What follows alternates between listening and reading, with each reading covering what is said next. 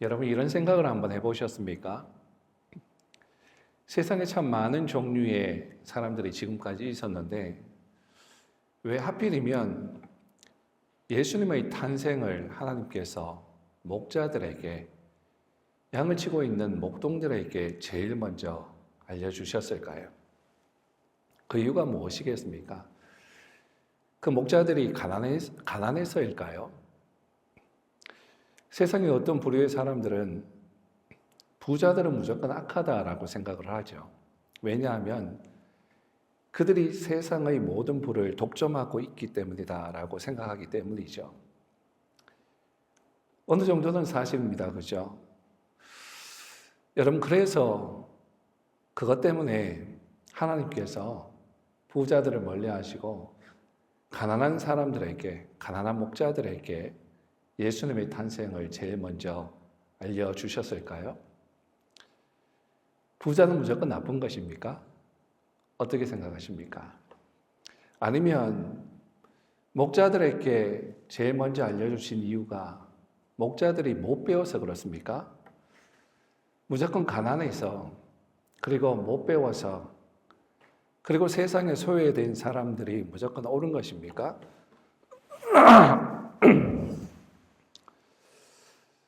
가난한 것은 게을러서 가난할 수도 있죠. 그죠? 지혜가 없어서 세상에서 소외가 될 수도 있습니다. 여러분들은 어떻게 생각하십니까? 오늘은 이 부분을 한번 고민해 보면 좋겠습니다. 왜 하나님께서 이 기쁜 소식을, 예수님께서 이 땅에 죄인들을 구원하시기 위해서 오신 이 기쁜 소식을 왜 하나님께서 제일 먼저 목동들에게 알려주셨을까요? 왜 그러셨을까요?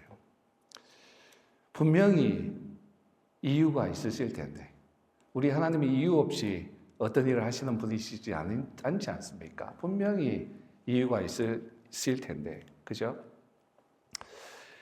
이전에 우리가 느헤미야서를 배우면서 느헤미야의 주도하에 무너진 성벽을 재건하는 것을 배운 적이 있습니다. 그때 느헤미야 성벽의 의미를 배웠었죠. 보통 고대 성벽의 역할은 적의 공격으로부터 성읍 안에 있는 백성들을 안전하게 보호하는 역할을 한다라고 했습니다.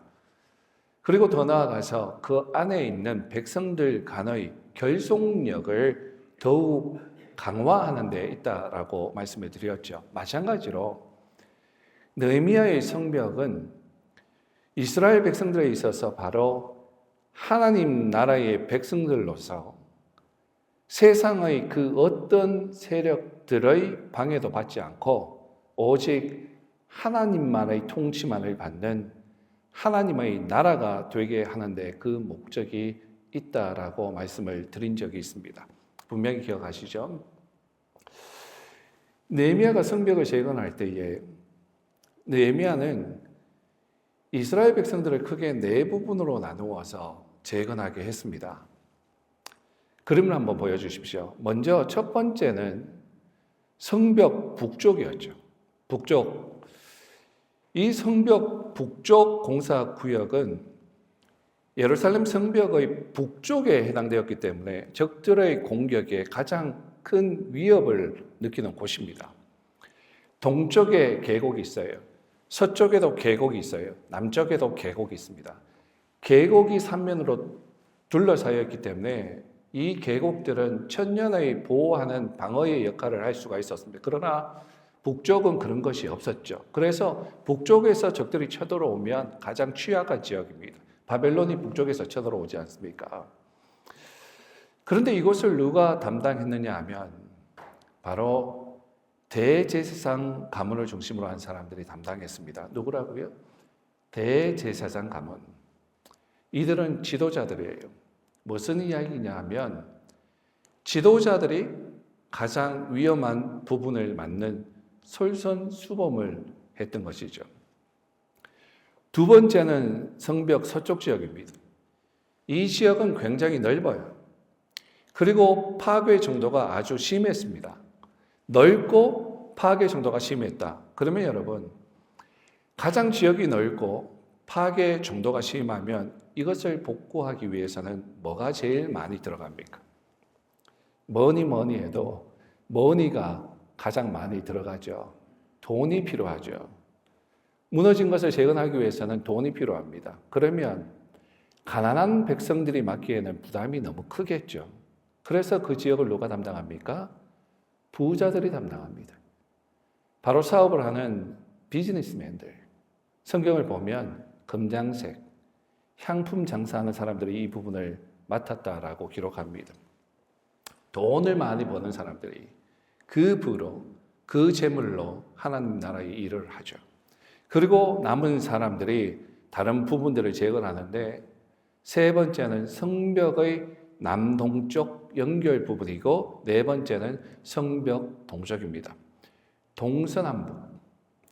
각각 사람들이 그 처지에 맞게 역할을 맡아서 성벽을 재건하는데 그 중에서 특별히 성벽 최고 남쪽에 위치한 분문을 주목해서 보면 좋겠습니다.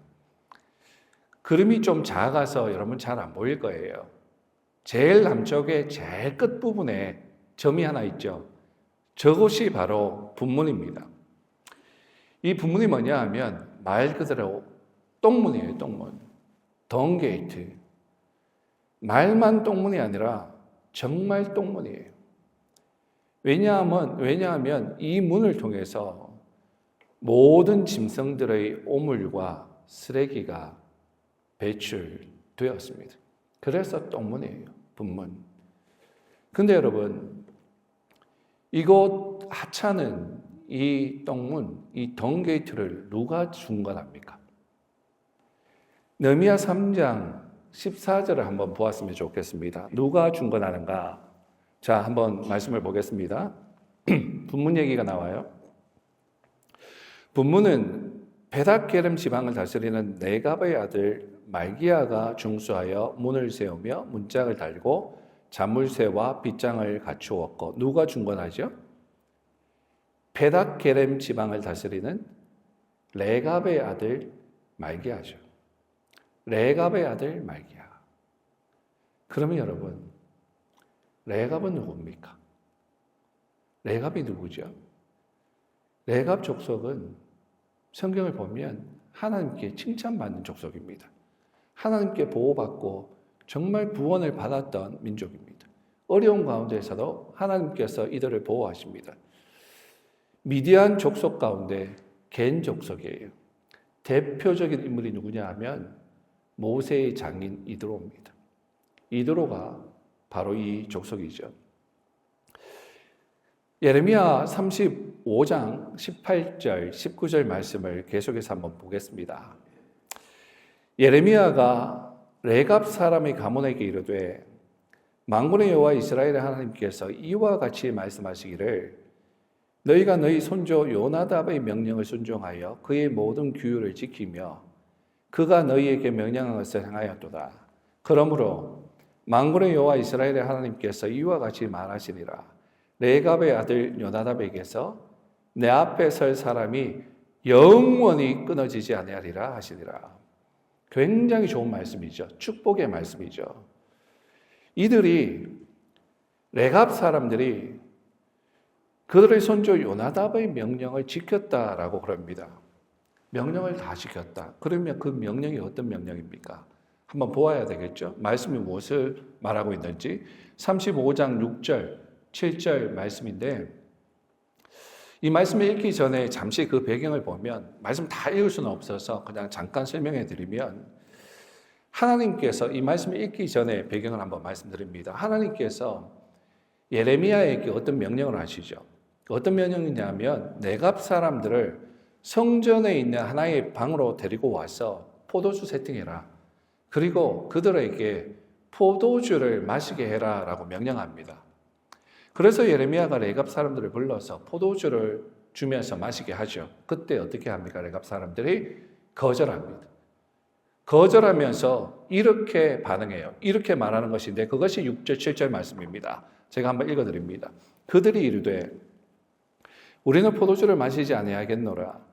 레갑의 아들 우리 선조 요나답이 우리에게 명령하여 이르기를 너희와 너희 자손은 영원히 포도주를 마시지 말며 너희가 집도 짓지 말며 파종도 하지 말며 포도원을 소유하지도 말고 너희는 평생 동안 장막에 살아라. 그리하면 너희가 머물러 사는 땅에서 너희 생명이 길리라 하였으므로 몇 가지 명령이 나오죠. 그들의 손조 요나답이 그들에게 말하는 명령이 몇 가지가 나오는데 뭐냐면 포도주 마시지 마라. 포도주 영원히 마시지 마라. 집 짓지 말라. 대신 장막에 살아라. 농사 짓지 말라. 농사 짓지 말고 목축업 하라는 얘기죠. 이런 명령을 내립니다. 여러분, 왜 그들이 이렇게 했을까요? 왜 이런 명령을 내렸고, 왜 이런 명령을 따라서 지켰을까요? 이유가 있습니다. 포도주를 마시지 않는다는 것은 방탕하고 타락에 빠지는 것을 금지하는 겁니다. 집을 짓지 않고 장막에 거한다는 것은 세상에 매이지 않고 청빈한 삶을 택한 겁니다. 그리고 목축업은 그 당시에 가장 비천한 직업이었어요. 사람들이 가장 싫어하는 직업이었습니다. 역시나 이 땅에 매이지 않습니다. 사람들의 가치에 의해서 살지 않습니다. 자, 그러면 그들이 왜 이러한 결심을 했을까? 더 구체적으로 보기를 원하는데 이러한 명령을 요나답이 왜 자손들에게 했느냐 하면 지금 이 시점에서 약 300여 년 전에 북이스라엘의 가장 악한 왕이 누구였습니까? 북이스라엘에서 가장 악한 왕은 여러분들이 잘 알듯이 아합 왕입니다. 아합 왕. 그래서 예후가 이 악한 왕 아합과 그 안에 이세벨과 그리고 그들의 자손을 다 멸하죠. 멸하면서 그때 예후가 정권을 잡습니다. 그들을 멸하고 예후가 새로운 왕이 되죠. 그때에 그 일을 할 때에 성경을 보면 레갑 자손인 요나답이 예후를 돕습니다. 예후와 손을 잡습니다. 그런데 문제는 시간이 지나서 흘러가면서 나중에 요나답이 보니까 예후가 변하더라는 거예요. 처음에는 그렇게 하나님의 열심으로 일하는 것 같아서 함께 했는데 근데 시간이 지나면서 예후를 보니까 배에 기름이 좀 끼니까 예후가 우상숭배로 다시 돌아갑니다. 재물에, 돈에 신앙이 타락하는 것을 보게 됩니다. 그러면서 요나답이 그것을 보면서 이거 안 되겠다. 그래서 예후는 자신과 자신의 후손들에게 오직 하나님의 언약을 지키기 위한 삶의 방법으로 이러한 계명을 주게 하는 거예요. 포도주 마시지 말라. 집 짓지 말라. 장막에 가라. 농사 짓지 마라. 목축하라. 그래서 그 후손들은 요나답의 명령에 순종합니다. 놀라운 것은요, 사람들은 한 세대만 지나도 금방 변질하는데 300년의 세월이 흘렀지만 여전히 이 레갑 족속들은 자신들의 선조 요나답의 명령을 왜요? 하나님을 위해서 하였던 그 명령을 그들은 지키고 있습니다. 하나님을 위해서 그리고 하나님을 두려워하며 경외하며 하나님을 섬기기 위한 방법으로 이러한 명령을 따르는 삶을 살게 됩니다. 그래서 그 결과로 성경을 계속해서 쭉 보면 그들이 하나님의 보호하심을 받게 되는데 일례로 유다 백성들이 바벨론의 포로로 끌려갈 때에도 바벨론 왕은 레갑 족속들에게 자유를 줍니다. 포로로 끌려가지 않습니다. 그 땅에 남아서 살 수 있도록 해줍니다. 그런데 참 아이러니한 게 뭐냐면 바벨론 왕이 그들을 왜 끌고 가지 않았습니까? 비천에서 끌고 가지 않았어요. 가장 낮은 위치에 있었던 사람들이 있기 때문에 가치 없다 여기고 끌고 가지 않았습니다. 그때 누구를 끌고 갔습니까? 가치 있는 사람들을 끌고 갔어요. 가치 없기 때문에 그냥 내버려 뒀어요. 참 놀랍죠. 사람들은 세상의 영광을 위해서 막 살아가면서 사람들은 그 세상의 영광을 취할 때 박수를 쳐주고 비천한 삶을 무시하지만 하나님은 역발상으로 반대로 비천하였기 때문에 망하지 않고 그들의 삶이 보존되는 구원받는 일을 이루셨습니다. 왜요? 하나님의 말씀을 순종했기 때문에. 사람들의 생각과 전혀 다른 어떤 모습으로 살아갈 때 하나님께서 역사하셨죠. 그래서 이 레갑 사람들은 다 잡혀갈 때 잡혀가지 않고 예루살렘에 남습니다. 거기에서 거하면서 무엇을 했는가? 계속 양을 쳤어요. 예루살렘 밑에 뭐가 있죠? 베들레헴이 있죠. 예루살렘과 베들레헴을 왔다 갔다 하면서 양들을 쳤습니다. 그런데 여러분 아까 보았던 레미야 3장 14절에 이 레갑의 자손이 어디를 다스리고 있었습니까? 어디를 다스리고 있었어요? 우리가 읽었던 말씀 베닥게렘. 이 베닥게렘이 어디에 있는가? 이 베닥게렘은 예루살렘과 베들레헴 사이에 있었습니다. 느헤미야로 다시 돌아가면 북문, 덩게이트, 이 똥문, 이 문이 어디로 나 있습니까? 베들레헴 쪽으로 문이 나 있어요. 바로 이 지역에서 레갑 족속들은 이 세상에 뿌리를 두지 않고 오실 메시아를 바라보면서 목동이 되어서 척박한 그 지역에서 자신의 일에 최선을 다하며 살아가고 있었습니다. 분문이 바로 그 지역이에요. 그런데요, 여러분, 신약으로 와서 오늘 우리가 읽은 이 말씀, 본문 말씀으로 와서 보면 예수님이 베들레헴에서 탄생하시고 제일 먼저 누가 예수님을 영접합니까? 누가 제일 먼저 예수님을 영접하죠? 천사들이 누구에게 가장 먼저 예수님의 탄생의 소식, 이 기쁜 소식, 메시아가 이 땅에 오신 이 기쁜 소식을 알려줍니까? 누구에게? 목동들에게. 여러분, 바로 그 목동들이 레갑 족속의 후손들입니다. 베닥게렘, 바로 이 지역에서 양을 치던 목동들이었습니다. 사랑하는 여러분, 하나님의 마음을 발견하셨습니까? 하나님은 기쁜 소식을 듣게 되는 그 하나님의 복을 이 세상에 뿌리를 두지 않고 오실 메시아를 바라보며 살았던 레갑 족속들인 목동들에게 제일 먼저 주십니다. 그 하나님의 기쁜 소식을. 여러분, 하나님의 마음을 아시겠습니까? 사랑하는 여러분, 우리도 이렇게 영적인 레갑의 후손들이 되어야 하지 않겠습니까? 영적인 레갑의 후손들이 되어서 레갑 후손들이 무너진 성벽의 한 부분을 재건하듯이 그냥 하나님의 일을 내팽겨치고 도망가는 것이 아니라 그 한 부분을 재건하듯이 우리도 이 어두움의 시대에 무너진 영적인 성벽을 다시 세우고 이 땅에 이미 임한 하나님 나라를 세워가고 또 미래에 임할 하나님 나라를 위해서 우리의 삶을 통해서 하나님 말씀에 순종해 나가야 하지 않겠습니까? 사랑하는 여러분, 우리는 다시 오실 주님을 기다리며 삽니다. 그죠? 우리는 다시 오실 그 주님을 기다리면서 삽니다.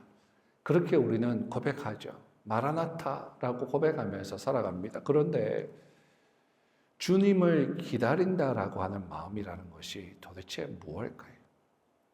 그리고 우리는 어떤 마음으로 기다려야 할까요? 우리의 고백과 상관없이 우리의 마음에 어떤 마음으로 정말 주님을 기다리면서 살아야 할까요?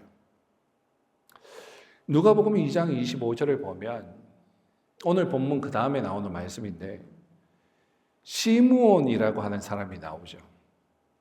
시므온, 그는 죽을 때까지 오실 메시아, 주님을 기다리면서 살았던 사람이에요.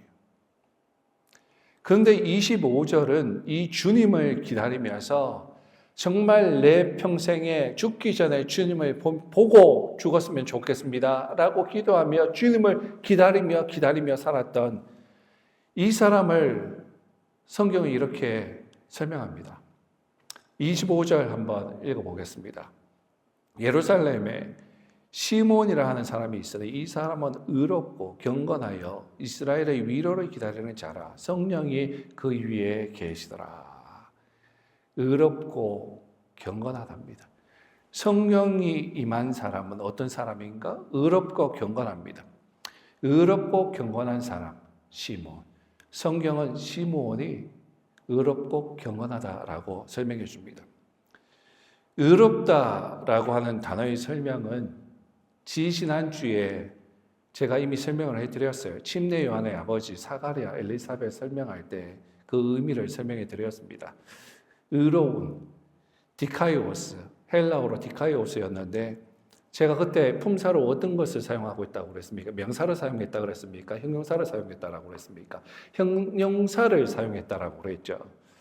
형용사로 사용되어진다라는 것은 의로움을 추구하는, 정말 의로운 것으로 끝난 게 아니라 의로움을 추구하는 하나님의 언약에 대한 사가랴의 삶의 태도다라고 말씀을 드렸습니다. 그러면서 우리의 삶의 태도도 한번 돌아보자라고 말씀을 드렸죠.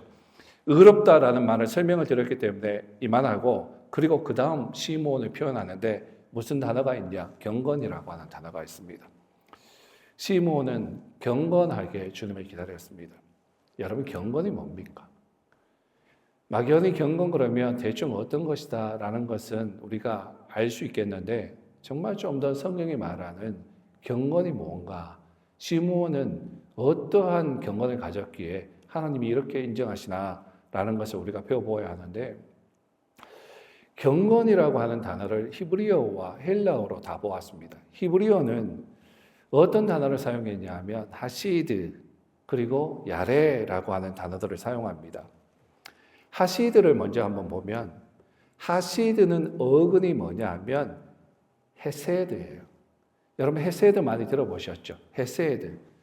이 말이 무슨 뜻입니까? 다 아실 거예요. 헤세드 사랑이라고 하지 않습니까? 이것은 하나님의 언약적인 사랑입니다. 성실하신, 변치 않는 사랑을 의미하죠. 헤세드 사랑. 하나님 그런 사랑으로 우리를 바라보시죠. 그리고 야레라고 하는 단어를 사용했는데 그 뜻은 뭐냐면 두려워하는 거예요. 경외하는 거예요. 하나님을 두려워하고 존중하는 태도죠. 즉 이 두 단어를 다 종합해 보면 구약은 경건이라는 단어를 어떻게 사용하느냐 하면 하나님의 성실하시고 변하지 않는 이 언약적 사랑을 가치 없게 우리가 만들지 말고 하나님을 두려워하면서 경외하면서 살아야 한다라고 하는 태도를 말하고 있는 것입니다. 구약이 이런 의미로 경건을 사용합니다. 신약기에 넘어와서 이 경건은 어떤 단어를 사용하였느냐? 유세베이아와 유라베스라고 하는 단어를 사용합니다.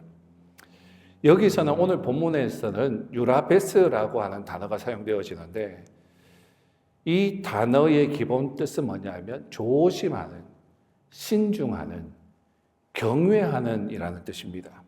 그리고 좀 더 구체적으로 보면 유라베스 그랬죠. 유는 좋은이라는 뜻이에요. 좋은. 라베스는 선택이라고 하는 뜻도 있습니다. 붙여보면 좋은 것을 선택한다.